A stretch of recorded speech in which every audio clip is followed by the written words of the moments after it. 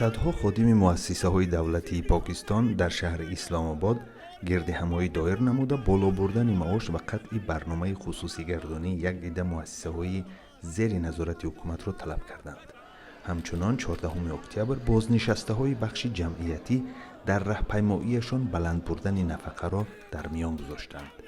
اعتراض زمانی به وقوع پیوسته است که میزان تورم در پاکستان به 10% برابر شده است. کارمندان دولتی با اشاره به بالاروی نرخ‌ها تقاضا دارند که معاش آنها 200% بالا برده شود. آنها بر ضد صندوق بین المللی پول صدا بلند کردند.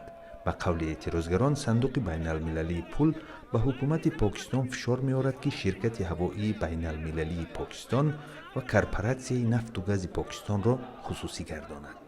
سروزیر پاکستان عمران خان وعده داده است که تورم را کاهش داده برای پایین بردن نرخ مال و کالا تلاش می‌ورزد.